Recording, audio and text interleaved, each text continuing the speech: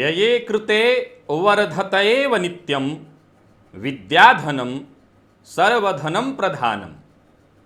नमस्कार प्रिय दर्शकों, हाजिर हूं मैं लेकर कार्यक्रम ज्योतिष परिचर्चा। एक ऐसा अद्भुत कार्यक्रम जहां ज्योतिषी आप हैं। ये सूत्र आपके द्वारा लाए गए हैं। हो सकता है कहीं ना कहीं से संकलित करके आप लाए हैं इन्हें। संकलन आपका है, मेरी केवल यहां पर प्रस्तुति है। तो चलिए बिना विलंब किए इस कार्यक्रम को प्रारंभ करते हैं। प्रकृति में कोई भी घटना घटित हो वो अकारण नहीं होती। उस घटना के पीछे कोई ना कोई रहस्य अवश्य होता है। अगर इंटरनेट की परेशानी नहीं होती तो इस कार्यक्रम का यह प्रारूप शायद नहीं होता। और इस प्रारूप में आने के बाद यह कार्यक्रम बहुत सारे लोगों के पास पहुंच भी रहा है और बहुतायत जनों के द्वारा देखा जाना और प्रशंसित होना, प्रशंसा प्राप्त भी कर रहा है यह कार्यक्रम। व्यये कृते वर्धतएव नित्यम। जितना व्यय हो उतना बढ़ जाता है, क्योंकि विद्याधनम सर्वधनम प्रधानम। विद्याधन सभी धनों में प्रधान धन है।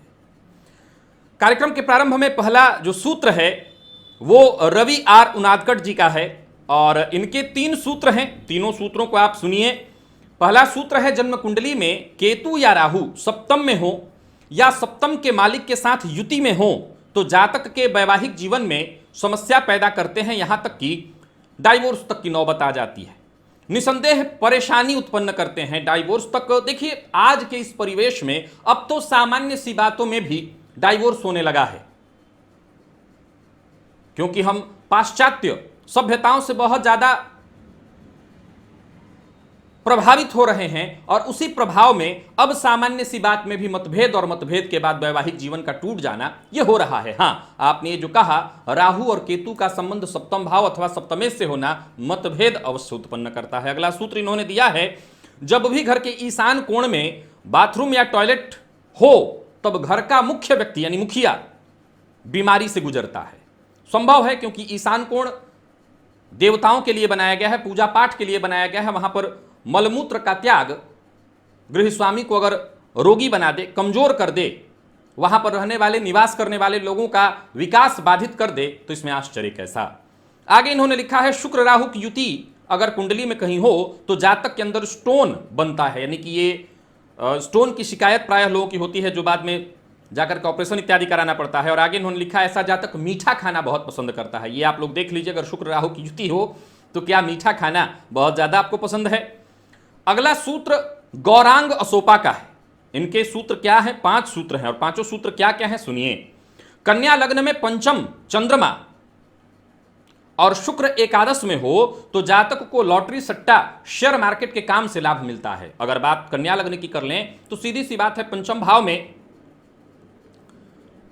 शनिदेव की राशि पड़ जाएगी और इनका कहना है कि शनिदेव की राशि में चंद्रमा हो और साथ ही साथ एकादश भाव में बैठे शुक्र की दृष्टि हो तो आकस्मिक धन लाभ, जनता का आकस्मिक धन लाभ मिलना स्वाभाविक ही बात हो जाता है। क्योंकि चतुर्थ भाव अगर कालपुरुष की कुंडली में देखें तो ये चंद्रमा की राशि वहां पर कर्क राशि आएगी और उसका स्वामी जाकर के धन भाव, वहां से धन भाव में बना। अगर चतुर्थ भाव को लग्न बनाते हैं तो जनता का धन, चतुर्थ भाव से जनता का भी विचार होता है और द्वितीय भाव जनता का धन होगा और वहां पर शुक्र की दृष्टि गजकेसरी योग के समान फल देने वाला बनेगा। बढ़िया है। अगला सूत्र इन्होंने बताया है, वृषभ लग्न में मंगल द्वितीय भाव में हो। वृषभ लग्न वाले जो हैं वो देखें, मंगल द्वितीय भाव में हो और बुध एकादश भाव में हो और बुध पर गुरु की दृष्टि हो तो जातक जनता के धन से कमाई करता है। नोट कि वृषभ लग्न में मंगल द्वितीय भाव यानी मिथुन राशि में, बुध एकादश भाव में जाकर के बैठे हों यानी कि मीन राशि में, और ऐसे बुध पर, हाँ ऐसे बुध पर गुरु की दृष्टि हो तो मीन राशिगत बुध पर यानी अपने ही घर पर गुरु की दृष्टि का पड़ना तो धनागमन के दृष्टिकोण से इस भाव की वृद्धि हुई, क्योंकि अपने घर को देखेंगे तो भाव वृद्धि कर देंगे। और अगला इनका कहना है कि ऐसे जातक जनता के धन से कमाई करता है। अब जनता के धन तो कई प्रकार से हो गए, जैसा देखा जाए तो शेयर मार्केट वगैरह का पैसा भी जो होता है, लॉटरी का जो पैसा होता है, वो सब भी जनता का ही धन है। ठीक है, आप लोग अगर वृषभ लग्न के हैं तो इस सूत्र को देख लीजिएगा। अगला इनका एक और सूत्र है, पंचम भाव में बृहस्पति हो और शनि, पंचम भाव में बृहस्पति हो और शनि मंगल दोनों की दृष्टि बृहस्पति पर हो तो ऐसे जातक के संतान नहीं होगी, और यदि हुई भी तो अल्पायु होगी। इनका कहना है कि पंचम भाव में बृहस्पति हो और शनि मंगल दोनों की दृष्टि हो तो ऐसे जातक की संतति नहीं होगी। देखिए, ये बात सामान्यतया तो बिल्कुल सत्य सिद्ध है, इसमें ज्यादा कुछ बताना नहीं है। क्यों? क्योंकि जब पंचम भाव में देव गुरु बृहस्पति भाव नाश करते हैं, मंगल और शनि की दृष्टि का पड़ना विच्छेदात्मक दृष्टि, क्योंकि मंगल भी विच्छेद कराएंगे और शनि का तो काम ही है तो संतान सुख से विच्छेद कराना और अल्पायु करना। लेकिन मेरा अपना मानना है कि अगर यहीं पर देव गुरु उच्च राशि में बैठे हों तो क्या तब भी ऐसा होगा? क्योंकि मेरा ऐसा मानना है कि उच्च के गुरु अत्यंत बली हो जाएंगे और उस अवस्था में हो सकता है जातक की संतति में देर हो जाए, दिक्कत आ जाए, जातक की पत्नी को गर्भपात हो, 1 या 2 गर्भ खराब हो जाए, लेकिन इसके बावजूद संतान सुख लेते मैंने देखा। खैर, अगर आपने ये कहा है तो सूत्र तो सत्य है, इसमें कहीं कोई संशय नहीं है। अगला जो सूत्र इन्होंने दिया है, बृहस्पति दशम भाव पर दृष्टि डाले तो जातक की चिता को अग्नि देने के लिए जातक के एक पुत्र अवश्य होगा। यानी ये सूत्र वहां लागू होना चाहिए, क्योंकि दशम भाव पर गुरु की दृष्टि, बात अलग हो जाएगी। आपका ये कहना है कि ये सूत्र वहां पर लागू होना चाहिए जिसकी कुंडली में संतान बिल्कुल नगण्य हो।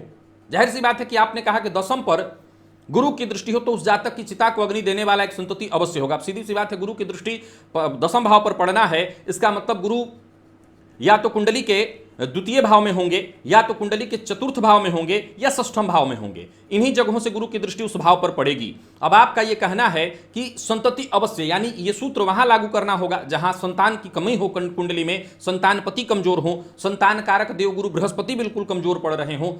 अब तो आपने जिस कुंडली में ये लागू किया है वहां तो इन 3 घरों में ही गुरु हो सकते हैं, तभी उनकी दृष्टि दशम पर पड़ेगी। लेकिन वहां संतति बिल्कुल नगण्य हो तब ये सूत्र वहां लागू हो सकता है। अब दशम भाव पर आपने कहा है, दशम भाव पिता का घर है और पिता के घर को गुरु देख करके उस सुख को बलि, उस बल घर को बल अवश्य देंगे, ये तो संशय विहीन दिख रहा है। लेकिन बाकी ये सूत्र कहां लागू होगा, किस लग्न पर? अगर किसी कुंडली में है और संतान की कमी है तो जरूर इसको देखें, क्या उनको संतति हुई या दिक्कत से हुई या अवश्य हुई, इसको विचार करिए।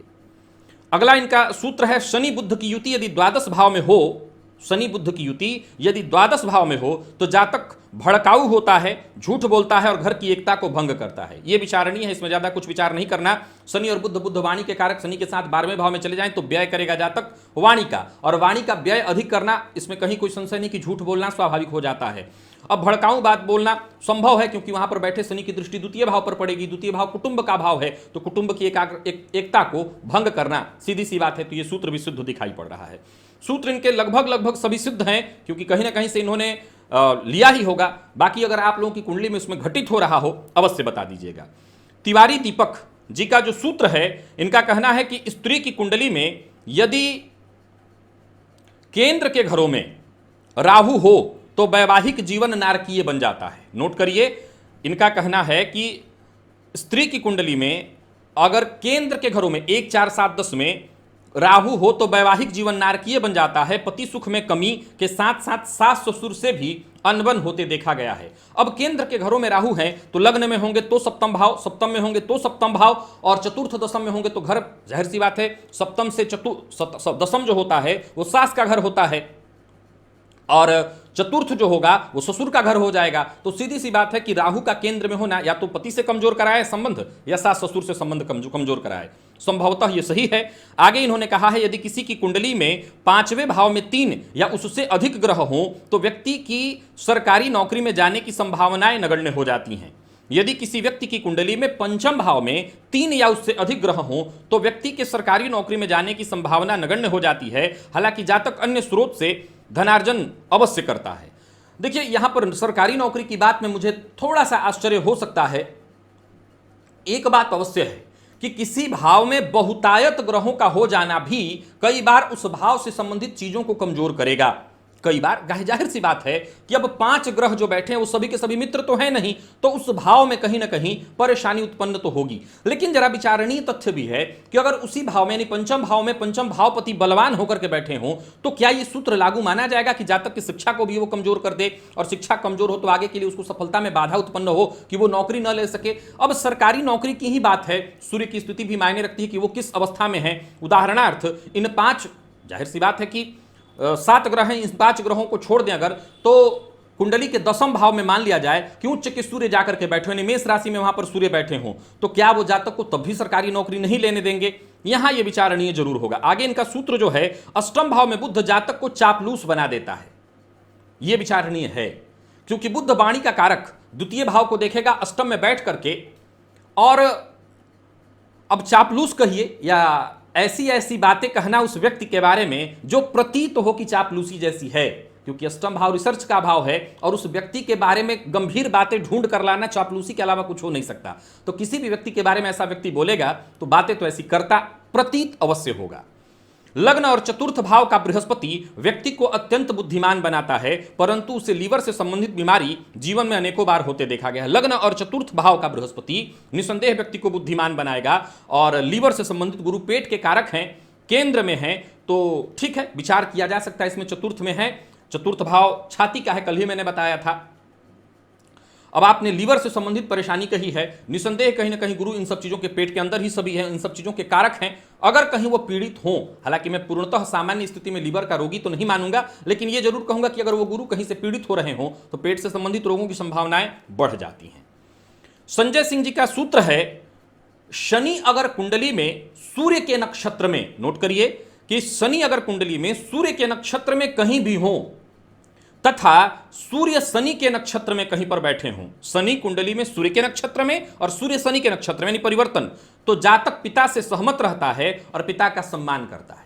यहां एक तरह से देखा जाए तो राशि परिवर्तन नहीं, नक्षत्र परिवर्तन हुआ है। और अगला इनका सूत्र है, तुला लग्न में शनि और शुक्र एक दूसरे के सामने कहीं भी हो तो यह स्थिति राजयोग होती है। ठीक है, गुरु तथा केतु 10वें भाव में चंद्रमा के घर में हो तथा चंद्रमा द्वितीय भाव में हो तो यह स्थिति भी राजयोग कारक है। गुरु तथा केतु 10वें भाव में चंद्रमा के घर में, अब सीधी सी बात है कि चंद्रमा के घर में यानी उच्च राशि में उच्च के गुरु केतु के साथ हुए तो गुरु के बल में केतु 5 गुना अधिक बल कर देगा। और इनका कहना है कि चंद्रमा द्वितीय भाव में चला जाए, चंद्रमा द्वितीय भाव में चला जाए। तो अब यहां पर गौर करने वाली बात है कि चंद्रमा के घर में यानी कर्क, सिंह, कन्या, तुला, वृश्चिक, हालांकि ये विचारणीय है कि चंद्रमा यहां पर नीच राशि में बैठा है, चंद्रमा यहां पर नीच राशि में बैठा है। गुरु की 5वीं दृष्टि चंद्रमा पर अवश्य पड़ेगी, इसमें कहीं कोई संशय नहीं, लेकिन आपने केवल एक गुरु के बल को भी यहां पर दर्शाया है, तो उस बात से मैं सहमत हूं क्योंकि गुरु का बल यहां पर है। हां, अब यहां गौर करिए कि वो सूत्र मैंने बताया था कि उच्च का ग्रह है, और उच्च का ग्रह जिस राशि में उच्च का हो रहा है, अगर उस राशि का राशिपति नीच राशि में चला जाए तो क्या उसका उच्च भंग नहीं होगा? निसंदेह यहां पर उच्च भंग की भी स्थिति उत्पन्न हो रही है, निसंदेह या उच्च भंग की भी स्थिति उत्पन्न हो रही है। अब केतु निसंदेह गुरु के बल को बली करेंगे। आप ये जरूर कह सकते हैं कि यह स्थिति भी राजयोग कारक है सामान्य स्तर पर। अब 100 में से 100 तो गुरु को बल मिलने से रहा, गुरु 10वें के कारक हैं, अगर सूत्र लागू करें तो 10वें के गुरु कारक हैं, 10वें में गुरु उच्च के बैठ करके हंस योग भी बनाए हुए हैं, केतु के साथ होने के कारण उनको और बल मिल गया, 5 गुना अधिक उनका बल वृद्धि पा गए वो।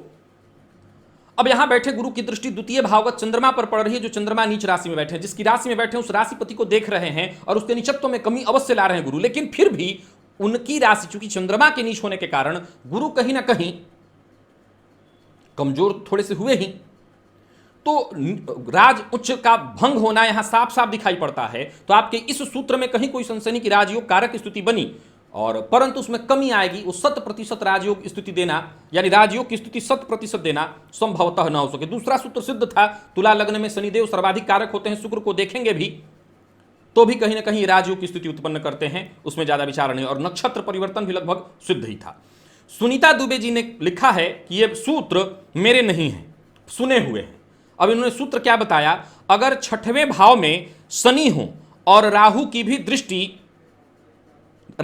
दृष्टि हो तो शनि और 6वें दृष्टि शनि और 6वें भाव पर हो। अच्छा, इनका कहना है कि अगर 6वें भाव में शनि हो, राहु की भी दृष्टि शनि और 6वें भाव पर हो तो ऐसा जातक कंपटीशन एग्जाम में सफलता पाने की संभावना उसकी अधिक हो जाती है, चाहे वो फिर एग्जाम जुगाड़ से ही क्यों न निकाले। अच्छा, इस सूत्र को नोट करिए। वो विद्यार्थी जिनकी कुंडली में अगर हो और वो सरकारी नौकरी के लिए प्रयत्नशील हो, विचारणीय है कि अगर षष्ठम भाव में शनि है और षष्ठम भावगत शनि पर राहु की दृष्टि, तो जुगाड़ राहु कराने में माहिर है, और यहां बैठे शनि की दृष्टि 12वें भाव पर पड़ेगी, अष्टम भाव पर पड़ेगी, तो यहां यह बात है कि अप्रत्याशित लाभ मिलना, जुगाड़ के चल थ्रू भी मिल जाए तो ये संभावनाएं बात की बनती है।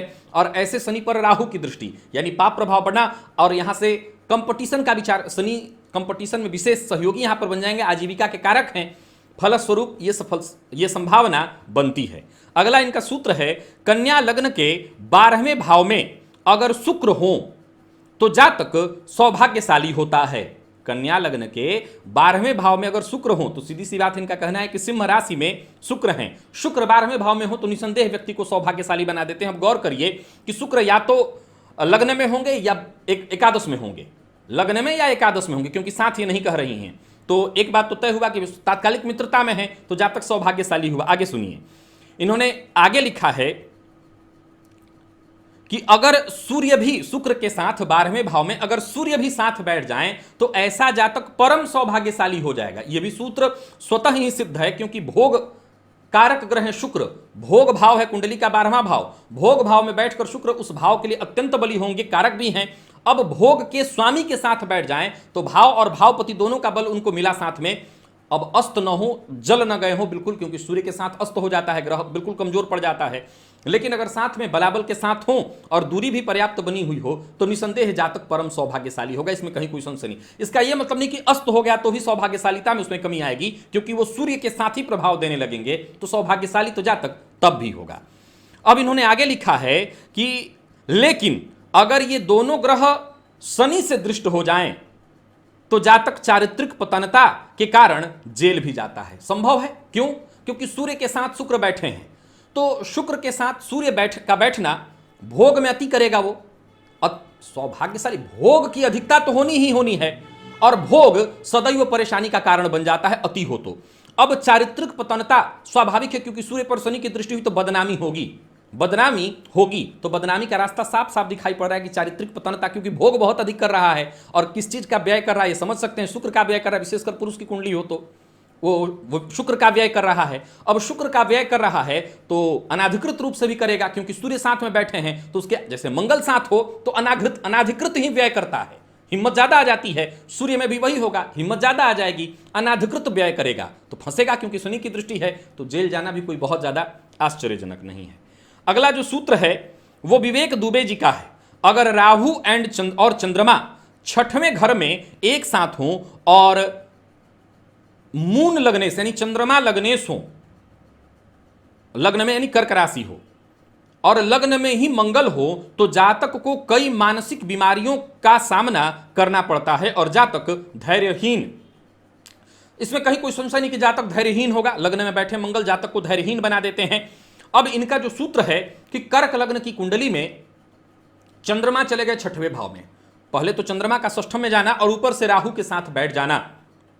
चंद्रमा मन है, रोग भाव में चला गया व्यक्तित्व, राहु के साथ बैठा, लग्न में मंगल चले गए, लग्न में मंगल चले गए, तो असल में देखा जाए तो मानसिक बीमारियों में धैर्य विहीनता भी कहीं ना कहीं एक प्रकार की बीमारी के करीब ही है। मैं ये नहीं कहूंगा कि बीमारी है, लेकिन करीब है। करीब अगर हम निकालें तो लगभग करीब है, क्योंकि जो धैर्य विहीन होगा वो गुस्सैल अवश्य होगा, जो धैर्य विहीन है वो गुस्सैल अवश्य होगा, जिद्दी भी हो तो आश्चर्य नहीं, किसी की बात न सुनता हो तो आश्चर्य नहीं, तो मानसिक रोग की संभावना बनती है। यशराज तिवारी जी के 2 सूत्र हैं, इन्होंने लिखा है सूर्य से द्वितीय भाव, नोट करिएगा, इन्होंने लिखा है कि सूर्य से द्वितीय स्थान में बुध हो, बुध से एकादश स्थान में चंद्रमा हो और चंद्रमा से त्रिकोण में बृहस्पति हो। चक्र बनाइए, सूर्य से द्वितीय भाव में जहां भी सूर्य बैठे हैं वहां से द्वितीय स्थान में बुध, सूर्य बुध शुक्र साथ ही रहते हैं। अब इनका कहना है कि बुध द्वितीय भाव में हो और बुध से 11 घर आगे गिनिए, जहां से बुध बैठे हैं वहां से 11 घर आगे गिनिए तो चंद्रमा आ जाएं, और चंद्रमा से त्रिकोण में यानी नवम पंचम में, चंद्रमा जहां से बैठे वहां से 5 घर आगे गिनने पर या 9 घर आगे गिनने पर अगर देव गुरु बृहस्पति हो तो ऐसा जातक बहादुर, राजा के समतुल्य, धार्मिक ग्रंथों का ज्ञाता, देखने में सुंदर और कार्यकुशल होता है। सूत्र तो आप लोगों ने समझ लिया, आपकी कुंडली में हो, ये शुद्ध सिद्ध है तो आप पराशरीय सूत्र है तो आप इसको मिला लीजिएगा अपनी कुंडली में कि सूर्य से द्वितीय स्थान में बुध, नोट करिए, सूर्य से द्वितीय स्थान में बुध, बुध से 11वें भाव में चंद्रमा और चंद्रमा से त्रिकोण में बृहस्पति, सिद्ध है। अगला सूत्र है भाग्येश, भाग्य भाव का स्वामी, राशि स्वामी, यानी जब आपकी चंद्रमा आपकी कुंडली में जिस राशि में बैठे हैं उस राशि का स्वामी। अब हो सकता है भाग्य भाव में ही चंद्रमा बैठे हो तो एक ही बात यहां पर हो जाएगी। इनका सूत्र सुनिए, भाग्येश, राशि स्वामी और सुखेश यानी चौथे भाव का स्वामी, ये तीनों एक साथ बली होकर लग्न में बैठ जाएं अथवा चंद्रमा से केंद्र में हो जाएं तो जातक की माता दीर्घजीवी होती है। माता जातक की दीर्घजीवी होगी, इसमें कहीं कोई संशय नहीं। जातक महाभाग्यवान भी बन जाएगा, इसमें कहीं कोई संशय नहीं। समझिए इस चीज को कि आपके भाग्य का स्वामी, आपके राशि का स्वामी और साथ ही साथ सुखेश, सुख भाव का स्वामी, इन्होंने माता के सूत्र में अगर करा तो भूमि भवन वाहन का सुख भी यहां से मिल रहा है। अब तीनों के तीनों बलवान भी हो और केंद्र में भी बैठ जाएं एक साथ, तो ये त्रिग्रह युति होगी। और साथ ही साथ अगर बली होकर के बैठे हैं तो जातक को भूमि भवन वाहन हर सुख जीवन काल में प्राप्त होगा, तो स्वतः ही सिद्ध है। हर्षित कौशिक जी का ये जो सूत्र है, यदि लग्न में गुरु हो और आय भाव में सूर्य और बुध की युति हो तो जातक अत्यंत बुद्धिमान और उच्च कोटि का सलाहकार होता है। संशय ही नहीं है, लग्न में गुरु का होना अपने आप में महत्वपूर्ण हो जाता है। और सूर्य बुध की युति अगर आय भाव में जाकर के हो जाए, दोनों के दोनों अति विशिष्ट कारक, लग्न में गुरु अति विशिष्ट कारक हैं ही हैं, तो जातक और अत्यंत बुद्धिमान और उच्च कोई सलाहकार, बड़ा कोई पद पाले, आश्चर्य कैसा। भूपेंद्र सोनी जी का एक सूत्र है, यदि किसी भी जातक के चतुर्थ भाव का संबंध शनि से दृष्टि अथवा युति से होता है तो उस जातक के प्रति उसकी माता का व्यवहार में कुछ सौतेलापन आ जाता है। भूपेंद्र सोनी जी, आपके इस सूत्र से मैं सहमत हूं, लेकिन इसमें संशोधन के साथ। चतुर्थ भाव पर शनि की दृष्टि के बारे में कई बार बता चुका हूं, युति के बारे में बता चुका हूं। जातक के पास बहुवचन में सुख होता है, लेकिन उन सुखों को वो कई बार ग्रहण नहीं कर सकता, क्योंकि सुख कौन? मां। अब वो कहीं ना कहीं सौतेलापन शब्द जमता नहीं मुझे यहां पर, मैं कहूंगा मतभेद मां के साथ रहेगा। मां कभी सौतेला क्यों होगी अपने बच्चे के लिए? हाँ, मतभेद तो स्वाभाविक है होना, अपने ही बच्चे के लिए कोई मां सौतेला क्यों होगी, लेकिन हाँ मतभेद होगा। शनि विच्छेदात्मक दृष्टि डालकर के विच्छेद कराएंगे और कहीं ना कहीं मतभेद होगा, सत्य है। धीरज वाजपेयी जी ने लिखा है, केतु लग्न में हो और उस पर किसी पापक ग्रह की दृष्टि हो तो जातक का जन्म ऑपरेशन से हुआ होगा। नोट करिए कि केतु लग्न में हो, अब जिनकी कुंडली में केतु हो तो पापक ग्रह में तो एक पहले राहु ही हो गए, लेकिन इनके अगर माने तो शनि की भी शायद कहीं से दृष्टि हो, सूर्य अथवा मंगल की भी दृष्टि हो, कहीं से कोई एक अगर दृष्टि डाल रहा हो तो ऑपरेशन से जन्म जातक का होना चाहिए। यह भी सूत्र है, ठीक है, कोई बहुत बड़ा नहीं है, लेकिन कारण तो बना कि मां को ऑपरेशन देखना पड़ा होगा। देखिए कि आपकी कुंडली में है। नारायणी जोशी जी का सूत्र है, अगर गुरु की दृष्टि द्वितीय भाव, नोट, अगर गुरु की दृष्टि द्वितीय भाव अथवा द्वितीयेश पर और द्वितीयेश बलवान हो, गुरु की दृष्टि द्वितीय भाव के स्वामी पर हो और द्वितीय भाव का स्वामी बलवान हो तो ऐसे जातक की वाणी सिद्ध होती है। ये सूत्र सिद्ध है पूरी तरह से, सीधी सी बात है। द्वितीय भाव और द्वितीय भाव के स्वामी, इन वाणी का भाव है, गुरु की दृष्टि का पड़ना इस भाव में सिद्धि लाएगा, क्योंकि जातक जो बोलेगा उसमें सिद्धता की संभावना बहुत ज्यादा हो जाएगी और कोई बुरी स्थिति न हो तब। ये सब सूत्र है, जब भी कोई इस पर अपना तर्क और मंथन करे, ये ध्यान रखिए, ये सूत्र है। और भी कुंडली की स्थितियां हो सकती हैं, ये खंडन नहीं किया जा रहा है, ये सूत्र है। अब इसमें कहीं कोई संशय नहीं कि जातक की वाणी सिद्ध होगी। अगला सूत्र है, किसी भी स्थान का मालिक उससे काउंट करके जिस स्थान में बैठा हो उस स्थान की वो वृद्धि करता है। और उन्होंने उदाहरण देखिए क्या दिया, उदाहरणार्थ पंचम का स्वामी अगर षष्ठम भाव में हो, बैठा हो, तो बेटा धन की वृद्धि करता है, क्योंकि पंचम भाव से षष्ठम भाव द्वितीय स्थान मतलब धन का भाव। समझ में आ गया आप लोगों को ये सूत्र? मेरे तो एक नजर में आ गया, आप लोगों को भी समझ में आना चाहिए कि इनका कहना है, बस आराम से इसको समझिए कि किसी भी स्थान का मालिक उससे काउंट करने पर, उस भाव से काउंट करने पर जिस स्थान में बैठा हो उस स्थान की वृद्धि करेगा और उससे संबंधित वृद्धि करेगा। तो इन्होंने कहा कि पंचमेश अगर षष्ठम में बैठा हो तो पंचम किसका भाव है? संतान का। अगर संतान को आप लग्न बना देते हैं तो षष्ठम भाव द्वितीय भाव धन भाव हो जाएगा। यानी इनका कहना है कि बच्चे के द्वारा धन की वृद्धि होना। अब आप इसको हर भाव पर लागू करके देख सकते हैं, मुझे लगता है कि बिल्कुल ये सिद्ध सूत्र है, संशय नहीं। अगला सूत्र है सोम सुंदर जी का, इनका सूत्र है, जन्म कुंडली में व्ययेश व्यय भाव में हो तो जातक परोपकारी होता है। व्ययेश व्यय भाव में हो तो जातक परोपकारी होता है। मुझे इसमें कोई संशय नहीं दिखाई पड़ता। व्यय भाव का स्वामी व्यय भाव में बैठा हो तो जातक व्यय करने वाला होगा। अब अपने घर का स्वामी है तो ज्यादातर मामलों में सूत्र है ये, मैं फिर से दोहरा रहा हूं, सूत्र है ये कि ज्यादातर मामलों में नियम तो यही कहता है कि अच्छे कार्यों में ही वो व्यय करेगा, क्योंकि अपने घर को अपने घर का स्वामी खराब तो नहीं होने देगा। अब उदाहरणार्थ यहां समझना होगा कि अगर उस भाव पर पापग्रह की दृष्टि हो तो हो सकता है वो जातक बुरे कार्यों पर भी व्यय करने वाला बन जाए, लेकिन परोपकारी होगा। ये संभव, कई बार आपने बुरे लोगों को भी देखा होगा, कष्ट तो वो दूसरे को देते हैं, लेकिन कोई उनके सामने कमजोर आ गया तो उसकी मदद करने से नहीं चूकते हैं। तो कोई जरूरी नहीं कि जो बुरा है वो दूसरों की मदद नहीं कर सकता है। तो व्यय से व्यय भाव में हो तो परोपकारी होना। अब ये नहीं ना कहा कि वो किसी का नुकसान नहीं करेगा, ये कहा कि वो परोपकारी होगा। तो परोपकारी नुकसान करने वाला भी हो सकता है। मान लिया जाए कि रॉबिन हुड कैसा था, किसी का नुकसान किया और किसी को बांटा, तो परोपकारी तो उसे हम कहेंगे। किसी का नुकसान किया अलग मुद्दा है, बांटा किसी को जाकर के गरीबों को, तो यानी परोपकारी हुआ। अगला इनका जो सूत्र है शुक्र राहु, ये सोमसुंदर जी का ही सूत्र है कि शुक्र राहु की युति जातक को गले से संबंधित समस्या देती है। नोट करिए, शुक्र राहु की युति। अब कल मुख के बारे में मैंने बताया था, गले का विचार द्वितीय भाव से। अब इन्होंने कहा शुक्र राहु की युति। अब काल पुरुष की कुंडली में द्वितीय भाव के स्वामी शुक्र ही हैं। अब इनका कहना है कि वो राहु से हो तो गले में दर्द हो, टॉन्सिल हो या गले से संबंधित परेशानी हो, अगर है तो बताइएगा आप लोग। तीसरा सूत्र है गुरु केतु की युति कुंडली में हो तो जातक जीवन में सब अप्रत्याशित पाता है, यानी उसके जीवन काल में इनका कहना है कि सब कुछ अप्रत्याशित होते रहता है। वो जो ना चाहता हो एकाएक हो जाए, बस उसकी श्रद्धा ईश्वर पर होनी चाहिए।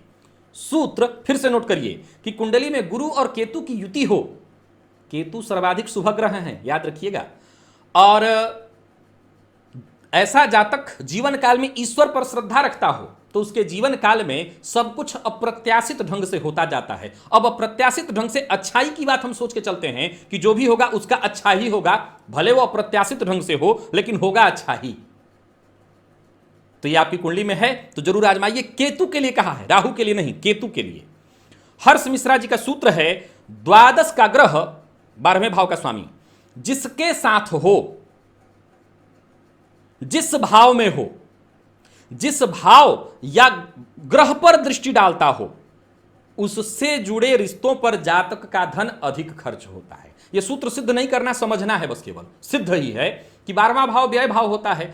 अब इनका कहना है कि इस भाव का स्वामी जिस भाव में बैठ जाए, पंचम भाव में बैठ जाए तो संतान के ऊपर ज्यादा खर्च। इनका कहना है कि उस भाव के ऊपर दृष्टि डाले, पंचम उस भाव के ऊपर दृष्टि, यानी व्यय भाव का स्वामी पंचम भाव पर दृष्टि डाले तो संतान से संबंधित अधिक व्यय। या इनका कहना है कि उस भाव में हो या उस भाव पर दृष्टि, उस ग्रह की दृष्टि पड़ जाए तो उससे जुड़ा, तो आप इसको आराम से समझ सकते हैं कि चतुर्थ पर दृष्टि डाले तो मां के ऊपर, घर के ऊपर जातक का अधिक खर्च होगा, अत्यधिक खर्च होगा। प्रिय दर्शकों, आज लगभग ये 29 सूत्र थे। ये 29 सूत्र मैं लेकर के आप सबके सम्मुख उपस्थित हुआ हूं। इसमें से कई ऐसे सूत्र हैं जो बेहतरीन हैं और आपको याद करने चाहिए। तो मैं चाहूंगा कि इन सूत्रों को अपनी कुंडली पर तो घटा ही लीजिए, और जो ज्योतिष प्रेमी हैं वो इन सूत्रों को कहीं नोट करके अपने पास रख ले। याद रखिएगा कि अगर आप मैथ हल करना चाहते हैं, गणितज्ञ बनना चाहते हैं, तो आपको सूत्र बड़े काम की चीजें, वो हथियार हैं आपके। और ज्योतिषी बनना चाहते हैं तो ये सूत्र बड़े काम की चीज हैं और जरूरत पड़ने पर आपके काम आ जाएंगे। और ये तो आप जानते ही हैं कि रुपया गंठी और विद्या कंठी, मतलब रुपया बैंक में कितना भी पड़ा हो क्या फर्क पड़ता है, जरूरत पड़ने पर वही पैसा काम आता है जो गांठ में हो, अपने पास हो। और किताब में तो सारी विद्या भरी पड़ी है, विद्या वही काम की जो यहां कंठ में हो, याद हो, तुरंत कंठाग्र, तुरंत याद आ गया, यह सूत्र यहां लागू होगा। तो इन सूत्रों को याद कर लीजिएगा। आज के लिए बस इतना ही, इजाजत दीजिए। कल पुनः मुलाकात होगी आप सबों से, तब तक के लिए नमस्कार।